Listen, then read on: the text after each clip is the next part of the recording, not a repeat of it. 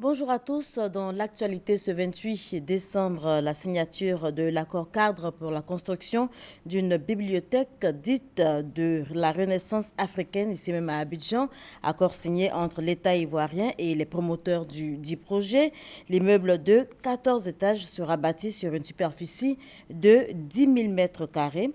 Notez qu'il sortira de terre dans les 40 prochains mois. 200 chèques de montant de 1 million de francs CFA remis hier lundi aux ayants droit des victimes des crises connues en Côte d'Ivoire. Le programme national de cohésion sociale procède ainsi à une indemnisation pour la réparation et l'assistance à ces victimes. Des pleurs et des larmes. Vive émotion au siège du PNCS, Programme national de la cohésion sociale. Les parents des victimes de la crise post-électorale bénéficient de l'assistance du gouvernement ivoirien. En cette fin d'année, 200 ayants droit des personnes décédées lors de la crise post-électorale des communes de Treichville, de Yopougon, de la ville de Djokoué et de Bokanda perçoivent chacun un chèque d'un montant d'1 million de francs CFA. Une somme ne peut remplacer une victime, ne peut remplacer la mort de quelqu'un. C'est juste un symbole, savoir que quelque part, on pense à nous et en fait, on est prêt à oublier aussi. Le chèque là, on doit faire le marché, acheter les congélateurs, assis à la maison, vendre les petits nyamakou à Hello, faire les dépenses de nos enfants. Depuis 5 ans, là, les enfants sont avec moi, je paye l'école. Donc l'argent est venu, ça m'a soulagé un peu. Je remercie beaucoup Alassane Ouattara. Ça nous réconforte aussi. C'est vrai qu'au-delà de ça, il y a la mercenaire qui est là, on est blessé dans nos forts intérieurs. Mais on accepte. Comme le président l'a dit, il faut qu'on se pardonne. La directrice générale du programme national de la cohésion sociale a rappelé aux victimes ainsi qu'aux ayants droit la volonté du gouvernement ivoirien de poursuivre cette assistance et réparation entreprise depuis le 4 août 2015 par le président de la République, Alassane Ouattara. Le professeur Maria Toukone a indiqué que cette première phase d'indemnisation est faite à partir de la liste fournie par la Commission nationale d'enquête. Le processus va se poursuivre et prendra en compte toutes les autres victimes, c'est-à-dire les personnes victimes de vol, de dégâts de biens matériels, de destruction de biens, de confiscation de biens, etc. Donc le processus va se poursuivre et prendra en compte donc toutes ces autres personnes dès que nous aurons la liste unique consolidée par la CONARIV. Malgré les douleurs que vous ressentez, sachons pardonner. Allons à la réconciliation et à la paix. La responsable du programme national de la cohésion sociale salue l'esprit citoyen qui a animé les victimes lors de la période électorale. À ce jour, ce sont 4 500 victimes et ayants droit qui ont bénéficié de l'assistance de l'État de Côte d'Ivoire. Pendant ce temps, les blessés de guerre bénéficient d'une prise en charge médicale. Pour cette opération d'indemnisation, l'État de Côte d'Ivoire accompagne toutes les victimes, qu'elles soient nationales ou pas.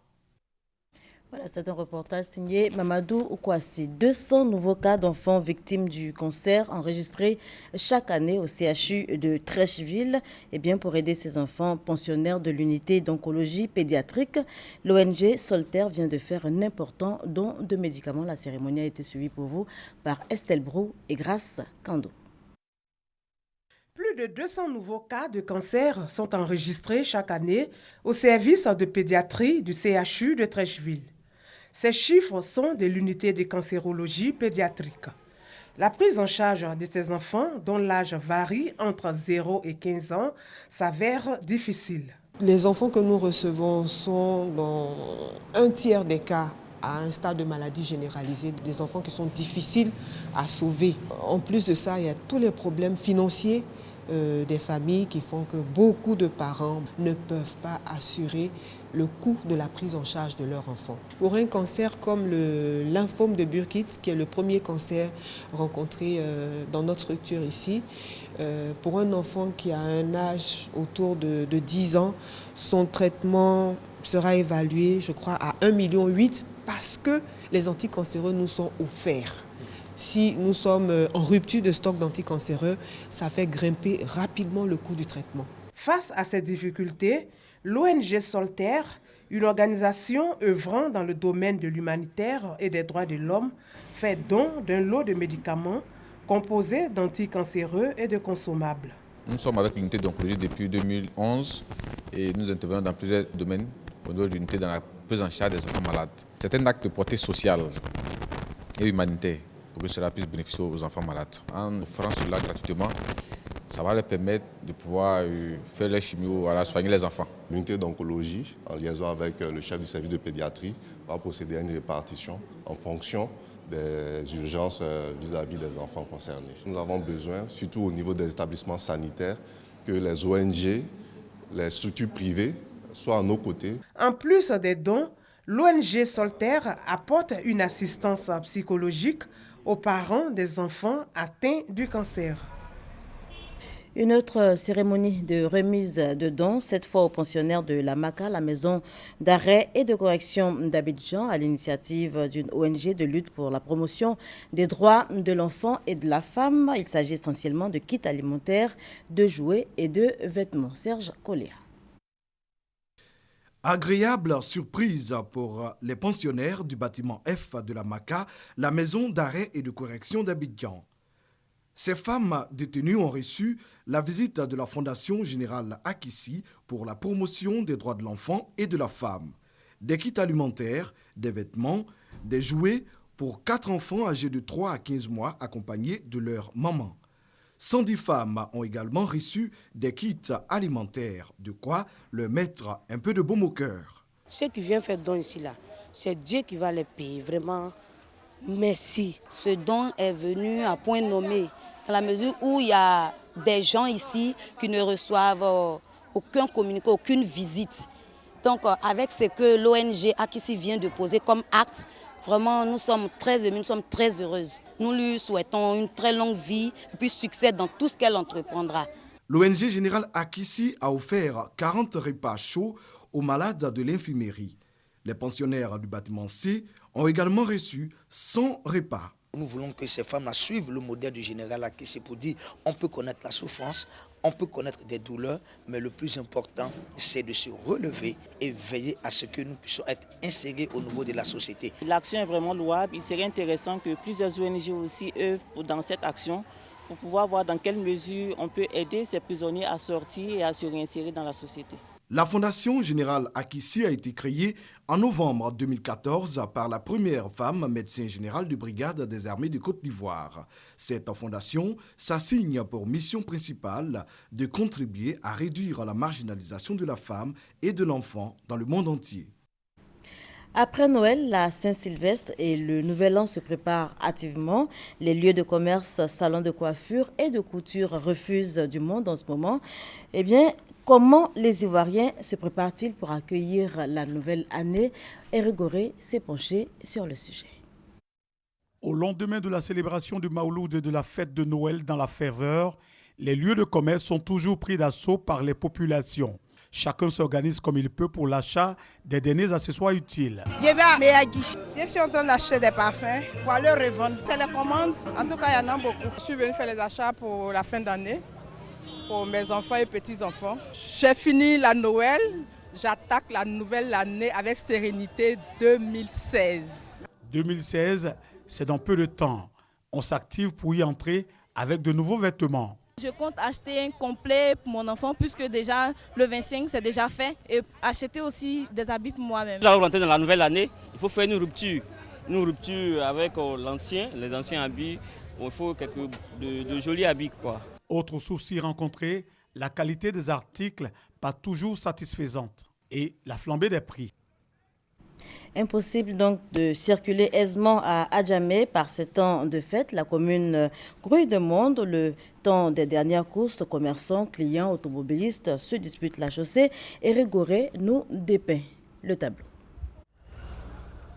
Adjamé, boulevard Nangua Brogoua, la circulation presque impossible pour les véhicules.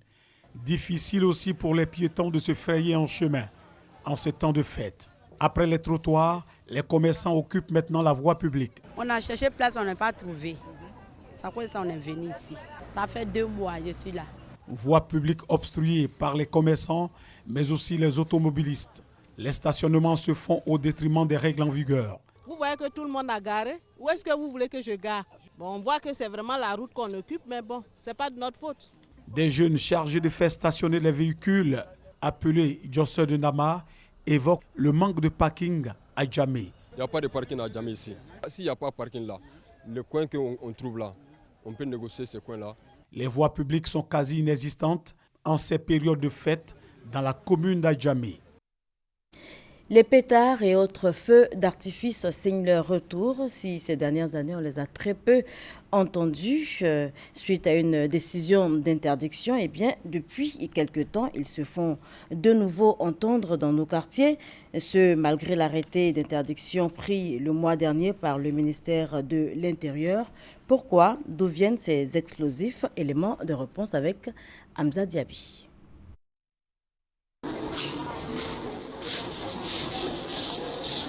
Nous sommes à Umputo, Riviera, dans la commune de Cocody. Cet incendie s'est déclenché il y a tout juste 2 jours, le samedi 26 décembre dernier. Il a été dit et écrit que c'était dû à des pétards, mais la raison est tout autre. Un jeune est venu, il avait une allure bizarre, et donc il est rentré dans le couloir. Et comme les maisons sont interconnectées, c'est pour le mécanicien qu'il était venu. Entre-temps, il a défoncé la porte du mécanicien. Et il a ramassé ce qu'il voulait ramasser. Et il avait donc un liquide, on ne sait pas si c'était de l'essence ou quoi. Et il a mis le feu. 50 baraques sont donc parties en fumée. Le pyromane, lui, serait aujourd'hui aux mains des forces de l'ordre. Même si les pétards ne sont pas la cause de ce foyer important, ils ont tout de même leur dangerosité qui est avérée, d'où leur interdiction par l'État de Côte d'Ivoire. C'est vraiment une bonne chose. Ce qu'on a vécu, quoi, voilà. Le fait de s'effrayer, tout ça, donc pour moi, c'est vraiment une bonne chose. C'est normal, parce que ça nous dérange. Au niveau des poumons, du cœur, tout ça là, ça nous dérange. Pour des parents malades qui ont, comment on appelle, les maladies de cœur, c'est pas bien. Je me plains toujours des enfants de mon quartier, je les poursuis. Ces enfants continueront de s'adonner à ces jeux tant qu'ils pourront facilement se procurer des pétards ou autres explosifs commercialisés pourtant à ciel ouvert. Tout ça, c'est 10 000, 10 000. Donnez plus 9 000. Les pétards, quand on frotte là, c'est ça qui explose en bas. Boum, boum. Mais ça, c'est les frères, c'est ça qui enlève les jeux de lumière en haut. Ça, un enfant de 3 ans peut casser ça. Un enfant de 3 ans, 5 ans peut casser ça. Ça ne blesse pas, ça ne fait rien. On gagne les 500, les 200 dessus. C'est comme ça. C'est ici, ça quitte. Ça va prendre au poids, puis on vient vendre. C'est importé en fait. Maintenant, ça va prendre les grossistes. Les policiers viennent nous fatiguer ici. Même avant-hier, on en verra ramasser. Hier, on en verra ramasser. Et dit on a interdit de vendre. Les acheteurs, eux, ignorent la décision. Tant que ça est sur le marché, ce n'est pas de la faute des commerçants, ce n'est pas la faute de ceux qui achètent. Moi, c'est ce qu'ils voient. Et pourtant, un arrêté a été pris par le ministère d'État, ministère de l'Intérieur et de la Sécurité le 24 novembre dernier. Il stipule que l'usage des pétards, feux d'artifice et autres explosifs du genre est interdit sur toute l'étendue du territoire national pour les périodes allant du 1er décembre 2015 au 31 janvier 2016. Une mesure qui, si elle est effectivement respectée, permettra aux populations de passer des fêtes joyeuses, mais surtout des fêtes sans danger. Voilà, reportage signé Hamza Diaby. Les accidents de la circulation, véritable inquiétude pendant ces fêtes de fin d'année. L'alcool, l'utilisation du téléphone au volant, la non-maîtrise du code de la route, l'incivisme. Autant de raisons à l'origine des plus de 1 million, plus de 1000 accidents enregistrés en 2015 à Bouaké. Une situation qui interpelle les autorités impliquées dans la gestion de la sécurité routière de la ville. On en parle avec Ouattara Amadou. Selon les chiffres de la 3e compagnie des sapeurs-pompiers militaires de Bouaké, l'année 2015 a connu plus de 1000 accidents, dont environ 800 causés par les propriétaires d'engins à 2 ou 3 roues. Les conducteurs de mototaxis sont en majorité impliqués dans ces accidents. Des accidents qui ont endeuillé plusieurs familles. À ce jour, nous sommes à 108 décès au niveau des interventions. Et en grande partie liés aux accidents de la circulation. Nous sommes à 1123 accidents de la circulation, dont 833 pour les motos. Quand je dis moto, c'est moto en tout genre. Moto de particuliers et mototaxi. Ce qui fait qu'au niveau des véhicules, nous sommes pratiquement à 290 accidents. Et donc, les motos nous font pratiquement les 3/4 de nos interventions, parce qu'il n'est pas rare de constater que pour un accident de moto, nous nous retrouvons avec 7 à 8 blessés. Ce sombre tableau interpelle tous les usagers de la route, ce qui amène la direction régionale des transports de Gbeke à réagir. Au nom du ministre des Transports, cette direction régionale exhorte les usagers de la route à davantage de civisme, de responsabilité, tout en respectant le code de la route. J'insiste sur le respect du code de la route. Si vous l'appelez, vous vous arrêtez et vous parlez. C'est vrai que c'est la fête, ça ne peut pas aller sans l'alcool. Mais si vous ne vous sentez pas à mesure de conduire, appelez votre ami qui va venir vous chercher, ou bien vous restez gentiment chez vous et vous faites votre fête. La vie est précieuse, donc usagers de la route, posons des actes qui ne mettent pas en danger notre vie. Adoptons des actes. Hors de chez nous, élections présidentielles et législatives mercredi en Centrafrique, 2 jours de vote pour des enjeux énormes. Ces élections devraient sortir le pays de 3 ans de crise. C'est ici qu'on s'arrête pour cette édition. Merci de nous avoir suivis.